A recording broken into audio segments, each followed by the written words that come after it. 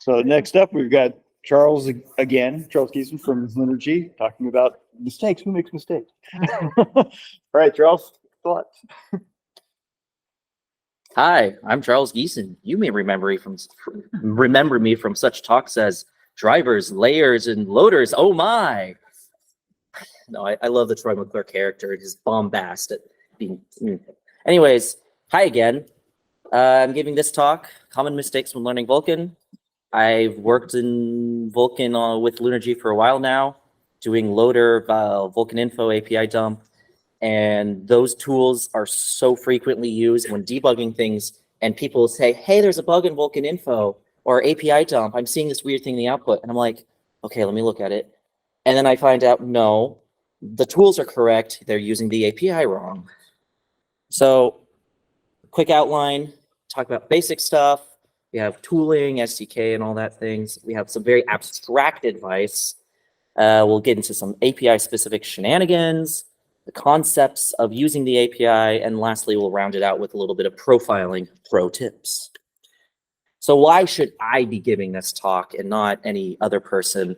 I really did start learning Vulkan in 2017, and I took 2 years to get beyond just a basic renderer. I mean, it took 6 months to get like, hey, I'm not just drawing a single triangle. I was in school at the time, so I wasn't doing it full time.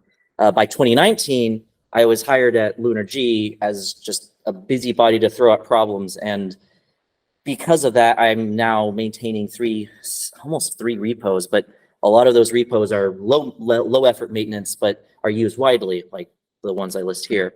But in addition to those things, I've become very active on the Vulkan Discord and elsewhere online, answering people's questions, helping with debugging, solving problems. And that visibility means I have seen so many mistakes. And it's fun to help someone and go, oh, I haven't seen that mistake before. Oftentimes that means there's a bug in the validation layers or the loader that needs to be addressed so that those people don't have to ask me for help. But who is this talk for? Unfortunately, this room is full of experts, and this talk is for me 7 years ago. So it's going to be people who are new to Vulkan and new to programming, but hopefully there's enough in here for everyone else that it's not too boring. But if it is boring, that's great. You don't need to be told this again. Come on, it's like you can just chill out for another hour. I mean, it's great. But still, some things I think should be repeated because people need to hear advice multiple times, and sometimes you haven't heard it in 10, 20 years, so it bears repeating. So let's just get straight into some basic stuff. It's Vulkan, not Vulkant. It's in the name. You can do it. It's not so hard. Everyone here, I said we're experts. They weren't at some point, either in programming or in Vulkan. You can do it. Hopefully this is old advice, but best practices are best practices for a reason. Use all the warnings, use address sanitizer if you're using C and C++, use version control. I could go on for hours about this, but this is a Vulkan conference, so just use your language's best practices, please, and programming best practices. Oh, and finally, getting basic usage out of the way. The return values are there for you to be checking. If you're not checking them, you're doing something wrong, called ignoring real errors. I provided this basic macro that's straight from Vulkan samples. Can anyone guess what deficiency this macro has in terms of capabilities? Anyone want to throw out an answer? No, okay. It just checks that the error is not equal to 0, which is a problem because some error codes are negative and are error conditions, and some error codes are more status conditions like timeout and VK not ready. So to make this better, you would check less than 0, or just make sure you never put this macro around something that can return a positive error status value. Anyhow, getting into the tooling. The SDK exists, so use it. You can build everything yourself. It takes a lot of time. It's kind of a pain. That's why we do it at LunarG and provide it for everyone. It's full of useful tools, validation, shader compilers, helper libraries, the Vulkan configurator, I'm just reading my slide because it's full of useful information. I should say, when I say use the SDK, I am implicitly including packages on package managers. LunarG provides a bunch of packages, but other Linux distros and other package management systems have these libraries too. Those are mostly fine to use instead, but hey, I'm at LunarG and I do think the SDK is worth using. We've already talked a lot about the SDK in previous talks. Everything you need to know about the Vulkan SDK, refer to that. One final thing about the SDK that hasn't been mentioned, the Vulkan SDK environment variable gets set in Windows and the Linux tarball. IDEs and other environments may not get that environment variable if you install the SDK after opening those environments. So you may need to close and reopen them to refresh it. This problem would surface as CMake can't confine the headers because CMake's code requires the Vulkan SDK environment variable. So just a quick thing so that, because I've dealt with this. It's like, why can't I find this? Oh, this is why. Vulkan configurator, use it. Set layers, set settings in those layers, turn off layers. I use it all the time at work. You'd think, well, if I'm making the SDK, why would I use this tool? Well, because I'm debugging API dump, GFX reconstruct, setting specific settings for those layers to configure an output right to a file. It's super awesome. I use it all the time. I don't think I need to repeat that again. And lastly, ignoring validation layers is a surefire way to cause pain and suffering. They're unfortunately very easy to create and sometimes kind of hard to fix when you're getting started with the API because there's a whole bunch of jargon and this usage is invalid and you try to read the spec and it's not clear why that's invalid. But if you have validation errors and you ignore them, there's a very good chance everything after that invalid usage is garbage. You can't say anything about the correctness of that. It's undefined behavior after all, which sometimes includes working. One specific case why this is important is some people develop on their hardware, they get validation errors, but it works on that hardware just fine. They send it to their friend, the colleague, they ship it, and it breaks on other hardware, other vendors. That's because other hardware can do different things, including not working, whereas your UB includes working. We had a big talk about it yesterday. Yes, and that's how to use validation effectively.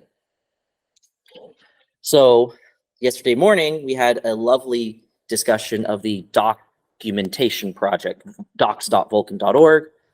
Use it. It's the new home for so many things, the specification, the guide, samples, a tutorial even. We have educational resources for everyone to use, so use them. Don't ignore them. Sometimes you need a live resource rather than a static one, and that's where people want to help you in these places. Discord, Slack, Reddit, whatever floats your boat, there are people there who are more than happy to answer your questions, no matter how smart or silly they may sound. Graphics debuggers are a godsend. I could not live without a graphics debugger when I'm doing Vulkan work. Being able to see the mesh output, the textures, the command, the draw calls in order, that's how I learn what I'm doing wrong. Rather than trying to piece it together just in my head, I let a tool show me what's actually happening and then I can spot the mistake. Please use it. Every graphics programmer should have this in their toolbox and probably should have more of them more than just one, although I primarily use RenderDoc because I'm a basic person. Oh well. There's several other developers, and a lot of other ones include more features than just debugging. More about that later, though. Okay, go away. Helper libraries, don't ignore them. There's a ton of them. Please use them. They exist to help you. They wouldn't be called helper libraries if that wasn't in the name. Don't reinvent the wheel. There's a term NIH, not invented here. Some of you have heard it, and it's very true. If you're getting started, it's okay to start doing things on your own, but you don't have to do that for everything, and you don't have to ignore them after you've gotten used to the API. I wrote a library, which is a little bit contrary to the advice here of not writing it yourself, but My claim is that I got a lot of help from the community validating it and using it, and they contributed patches and fixes so that it's not just my library, it's everyone's library. And I can talk about that library for an hour, but I won't. Vulkan Memory Allocator and Vulk are the other two strong recommendations. There's easily 2 or 3 dozen other libraries that do all sorts of things. None of them are perfect. You may need to try different ones out and figure out which ones you like and which ones you don't, and then use the ones you like. This slide is me trying to push back against some advice out there that you shouldn't ever use libraries. It's like, no. AAA games use libraries because they couldn't get what they do done without them. SDL and GLFW, windowing libraries, extremely common. Please use libraries. Save yourself, don't waste time. So speaking of libraries being kind of an abstract concept or an abstraction of things, we'll talk about abstraction and specifically too much of it, because there is such thing as too much of a good thing. My opinion of Vulkan is that it is an abstraction siren. It will suck you in and make you think, oh, I should take all these concepts and put them into nice little reusable bundles and abstractions. And my advice is to resist that call. The API is complicated in ways that are not obvious, even from a first reading of the spec, not just from a first reading of the tutorial. And you need to use the API relatively well before you can understand how to abstract it. That's why I'm saying use libraries. A lot of people have spent a lot of time working with the API and creating abstractions, so you don't have to. My opinion is that over abstraction is worse than no abstraction. It's difficult to maintain. You're going to have to be working through all the layers to figure out where you can add stuff. And then you start thinking, well, how do I add it cleanly? And it just takes more time than it's worth. There's a common phrase, KISS, has a bunch of different definitions. I put some here. Keep it simple is really what it is. I like that. Please keep it simple, especially when it comes to abstracting, because you will get to a point where it does make sense to abstract things. If you're copy pasting code 10 times because you're trying to upload a buffer, that's a good indication that you need something, a function that handles that for you. That's a good case for abstraction. But some more specific tips about it. Application requirements drive your abstraction, not the other way around.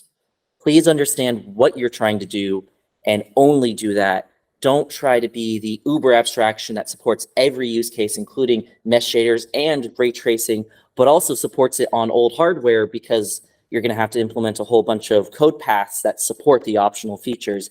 And now your code is not one line of execution, it's a combinatorial explosion that will be difficult to keep track of. There's lots of areas in Vulkan that you can create abstractions for. I have a whole list here.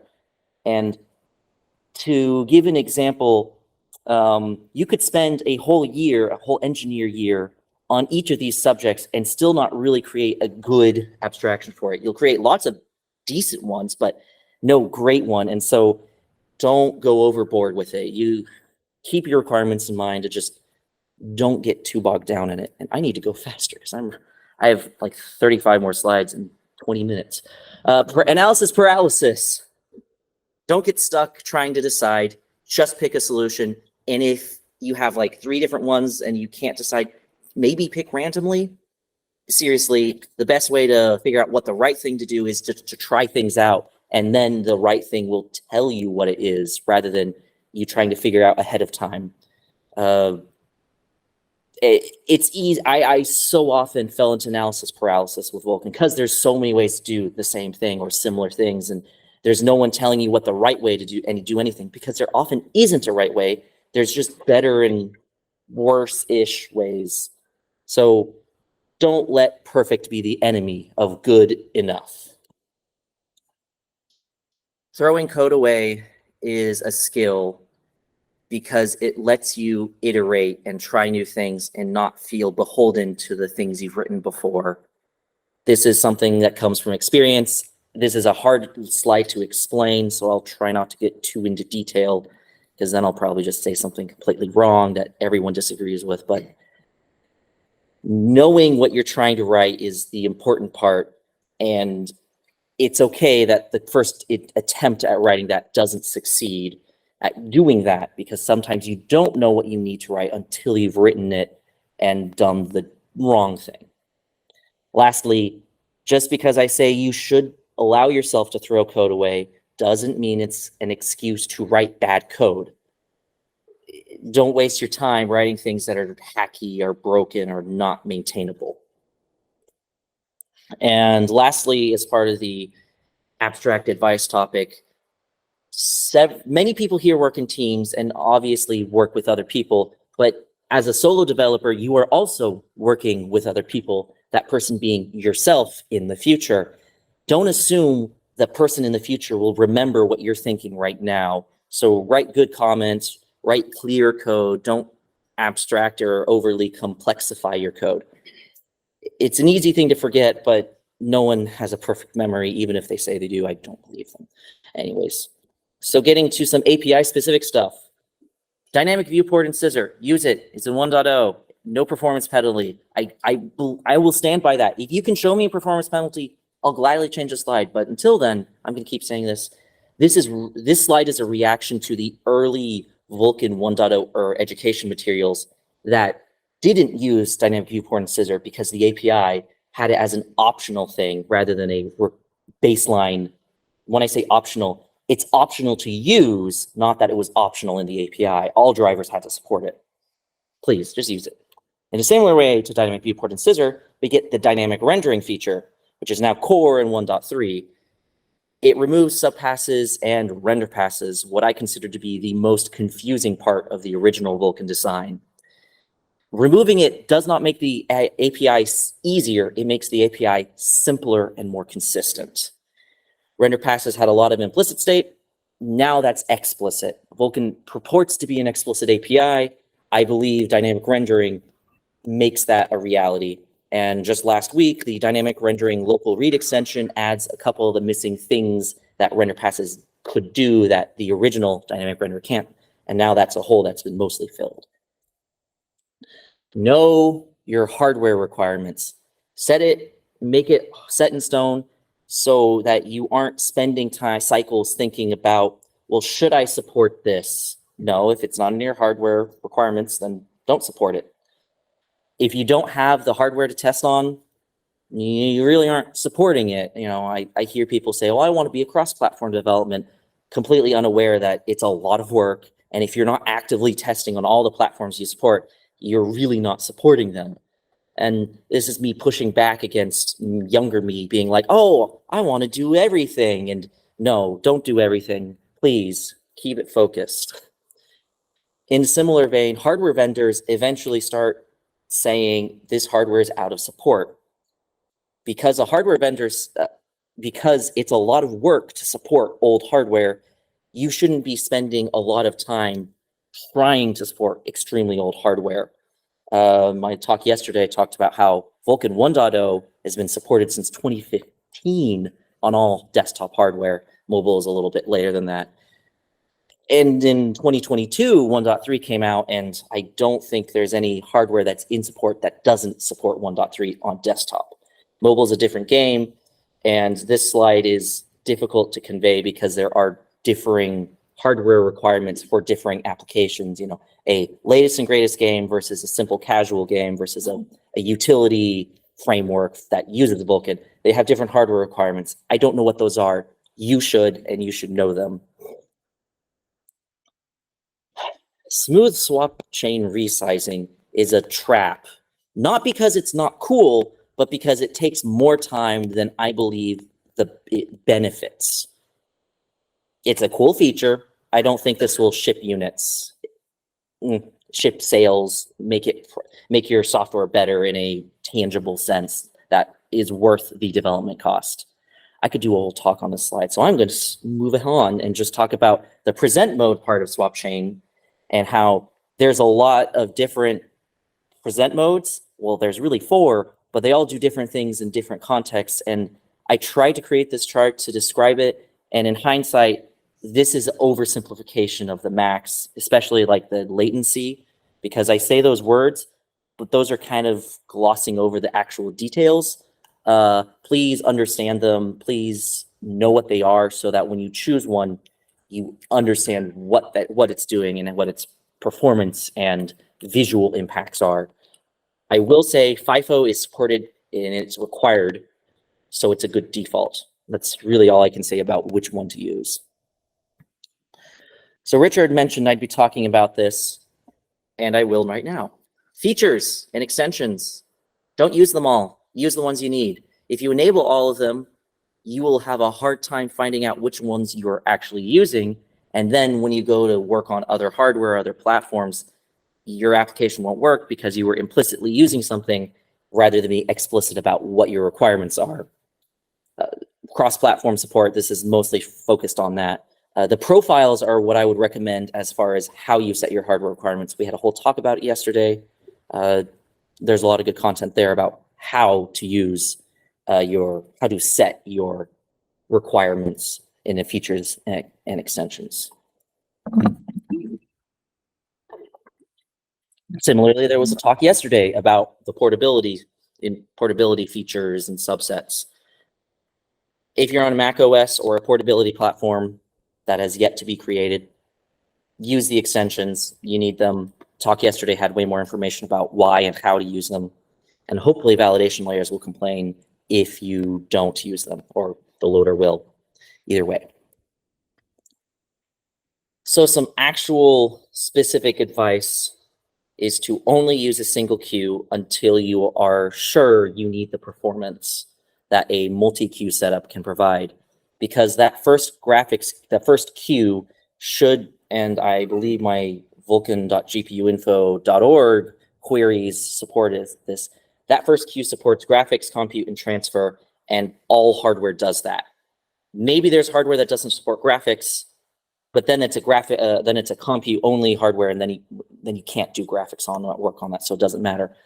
With one caveat that the video extensions add new queues to support those types of workloads. So that's the one caveat to trying only using one queue. I do say multi-queue setups can offer performance advantages because it's absolutely true, but it's not a requirement to use Vulkan. It's not a requirement for all applications to use multiple queues, even if they're available. In fact, some hardware only has one queue, so you should have that as your baseline. I must always support one queue if you want to be maximally available. VKQ wait idle makes the current thread wait until that queue has finished all the pending work. That is a terrible thing to do if you want parallelism in your renderer that is constantly spitting out frames, because then the CPU is just sitting there idle on that thread until the GPU is finished. You want the CPU and GPU working at the same time, don't you? So you're not spending a bunch of time twiddling your thumbs, doing nothing. So don't call VKQ wait idle in your frame. Now, there are times where it's okay to call that, maybe in a multi-threaded context where you don't have a strict timeline of frames being created. And in a similar way, VK device wait idle is an even bigger hammer, which makes the entire device wait, meaning all queues. So please. Getting into some of the conceptual problems I see with people learning Vulkan, there is a lot of confusion about when you can modify and destroy objects, specifically when they're in use by the device. So the term in use primarily is the thing, the object, the image, the descriptor set, the command buffer as well.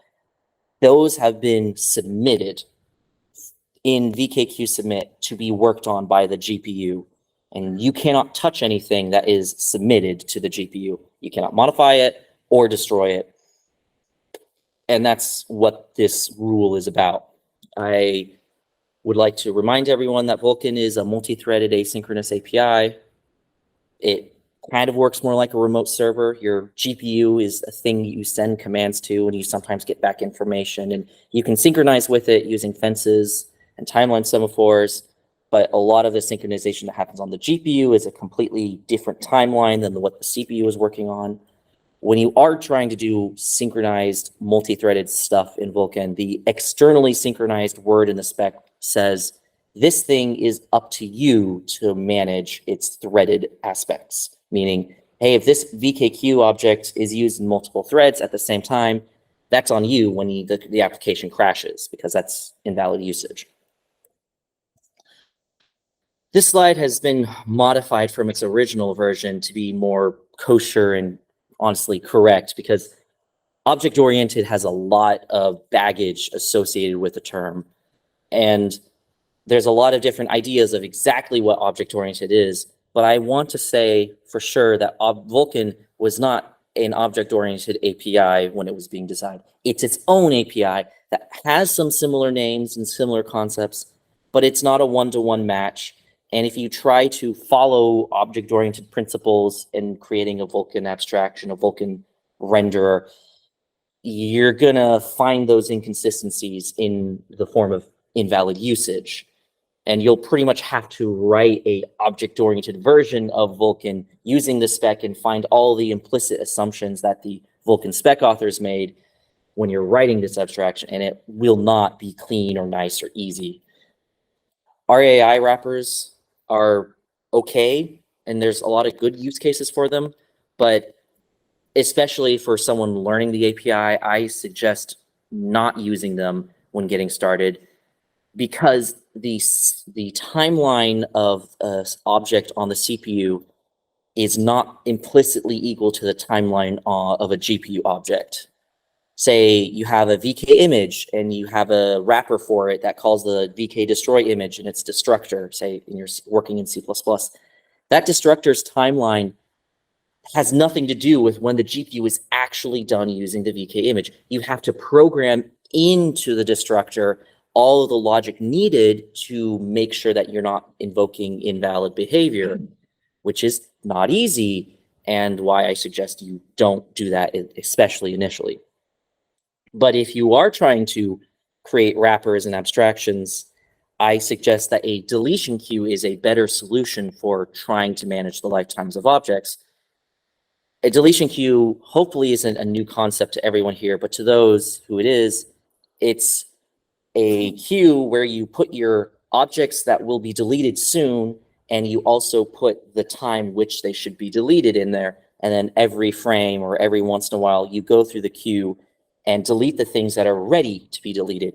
So it takes the responsibility of cleaning things up and removes it from the objects themselves and puts it into a system that can manage that lifetime more easily. There's different ways to implement a deletion queue. You can have each item in the queue be each object be its own level or entry. You could have separate buckets, one per frame, or everything that was used in frame 0 gets put in the deletion queue bucket of 0. And then whenever frame 0 is gone and dusted, everything in that bucket can be deleted. There's so many ways to implement this that I can't really offer concrete advice about how to do it. Just know that a deletion queue is a good abstraction, at least in my view.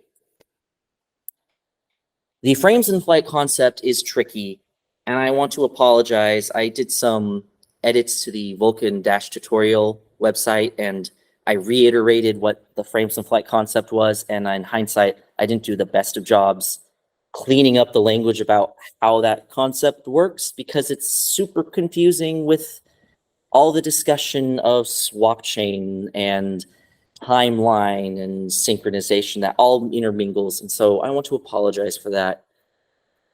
But the concept of frames in flight is essentially just making sure that the CPU and GPU can work on different things at the same time. Specifically, just one frame on the GPU is worked on while the next frame is worked on the CPU.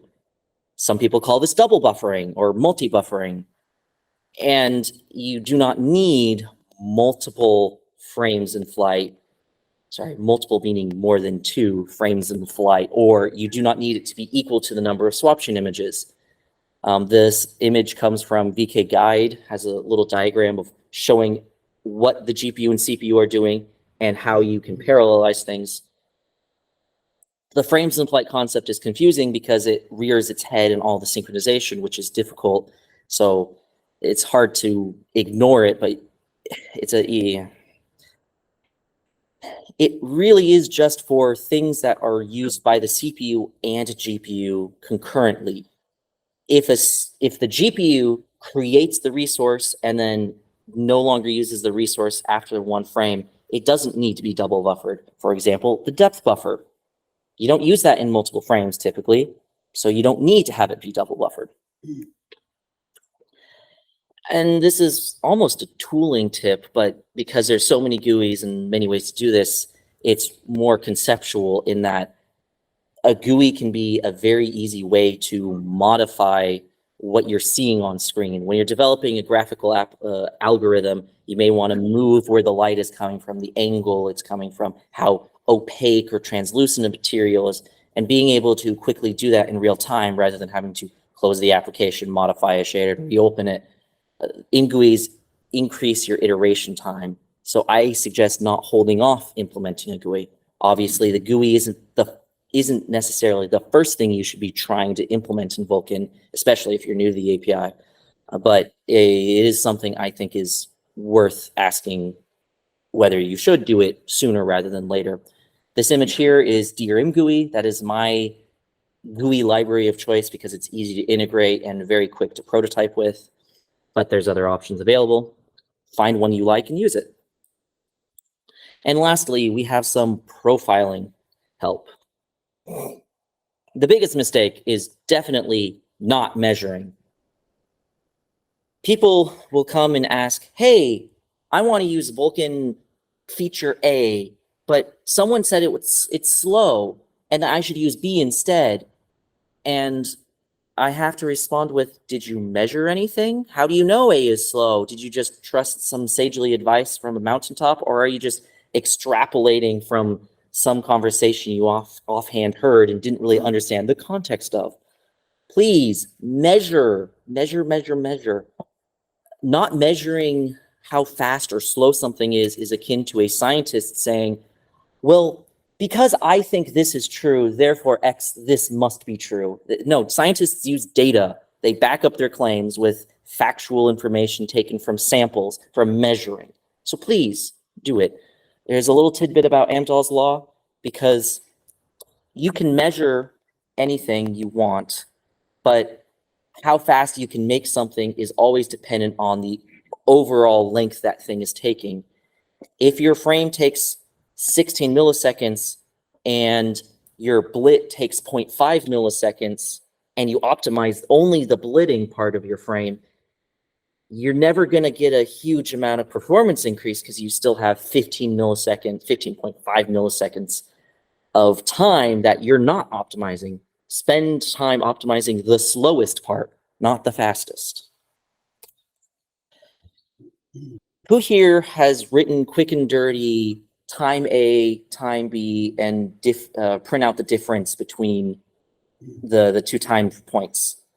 That's a perfectly, everyone in the room almost. That's a perfectly fine way to measure something quick and dirty. But if you're trying to be serious about measuring, use a profiler. There's a dozen of these, but here are the 6 major ones that I know of that are great tools. Just knowing how long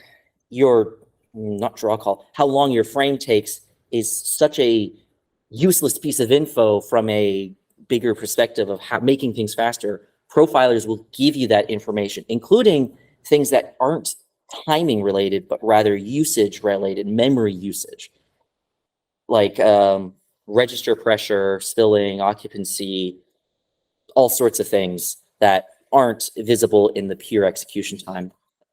A little bonus mistake, RenderDoc's not a profiler. Balder will has said that himself. I can cite the source if you want me to, but it's not a profiler. Please use a real one.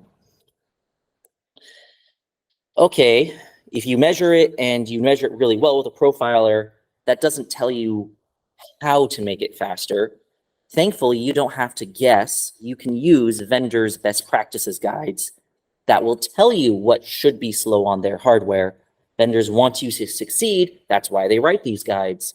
And even better, they integrate these guides into the validation layer as a part of the best practices checks, so that you can just go into Vulkan Configurator and check, hey, I want the AMD, I want the NVIDIA, I want the, I was going to say Qualcomm, and I'm not sure if it's Qualcomm or, anyways, Android-related best practices, and it'll just, hey, don't do that, hey, don't do that, hey, do this instead, it's faster. If you want the written guides, here's some links to them. There is a QR code at the very first slide, and at the very last slide, scan that so you can click these links. Also, the Vulkan Discord has a channel of resources, which includes all of these guides and lots more links to things. I mentioned time in milliseconds earlier. That's because you should be using milliseconds, not frames per second. I consider it a faux pas to use frames per second, if I'm using the word faux pas correctly, hopefully. FPS doesn't measure time, it's the inverse of time. When I say something takes 1 millisecond, it took 1 millisecond. When I say I made something faster by 10 milliseconds, that's an exact amount of time. But if I say I made something 10 frames per second faster, now is that because the frames per second was 1,000 and I made it 990? Or is that because the frames per second were 25 and now it's 35? I got the, yeah. Please use milliseconds. Profilers will tell you everything in milliseconds primarily, or microseconds even, if it's a really small thing. So please. And that's all the major mistakes I have. Let's do a quick recap. Use the validation layer, tools, debuggers, profilers. Please use the tools. Use helper libraries and the educational resources and the people. We want to help you, I promise. I really do enjoy helping people. It gives me great pleasure knowing that other people get unstuck. Don't overthink things. Kiss and kiss again. Okay, that sounds weird, said out loud. Anyways, Vulkan is a giant API with use cases across the industry. You don't need to use every feature it offers. There's a lot of specialized features for specialized problems. And as far as profiling goes, just measure. Don't make decisions based off things you're thinking. Measure before you make performance-related decisions. Okay. Thank you for listening. I have to mention the ecosystem feedback survey with QR code, the link to today's presentation. There's still tumblers, and I welcome all and any of your questions. I got one.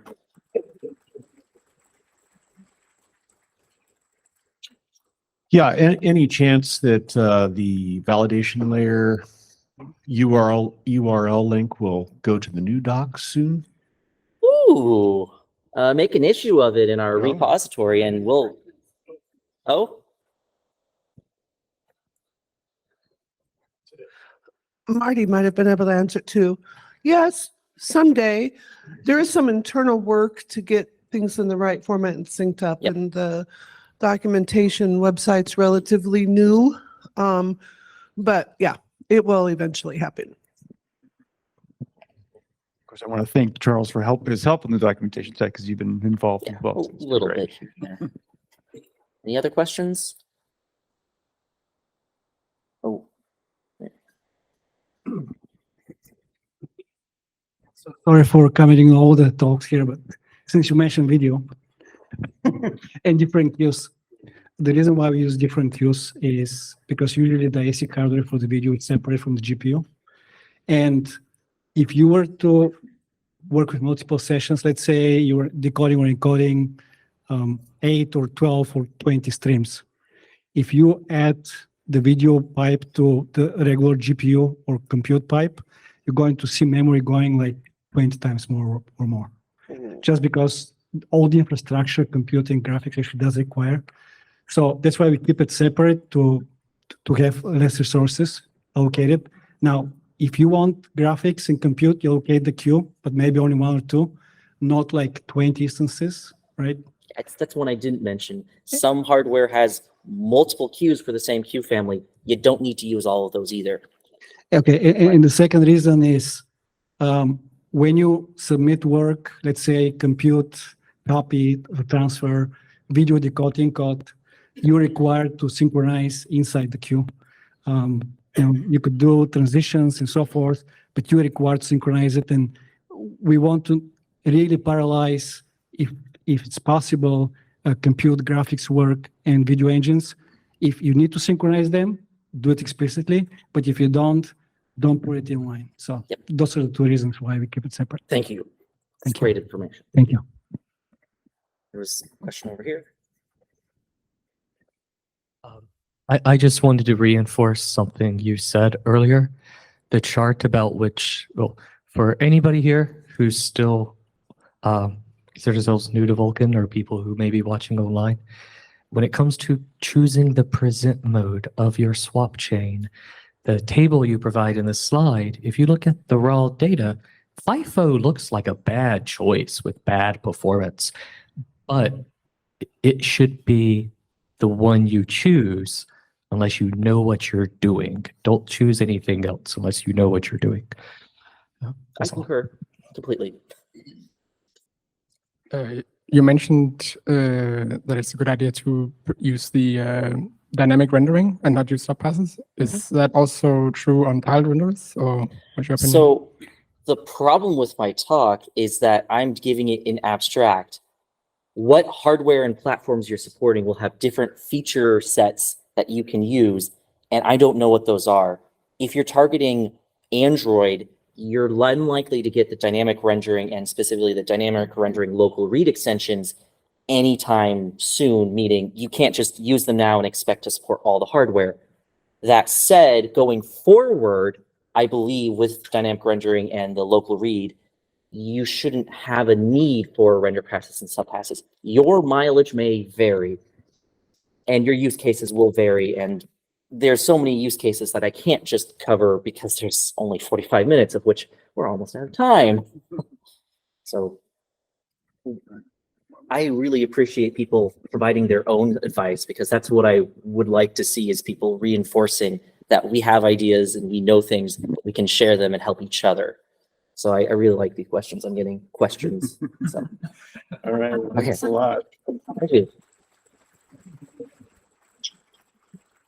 And one thing I'll reiterate, please do use the or go to the survey, because we get a lot of information from developers, which guides a lot of the efforts and investments, both at LunarG as well as the Khronos development or environment efforts that we do with documentation and samples and other items. And if you've got suggestions for helper libraries or frameworks or other things that you find useful that are not found on either the SDK or vulkan.org, let us know. There's feedback links on the website for vulkan.org. You can provide your suggestions, and we appreciate that.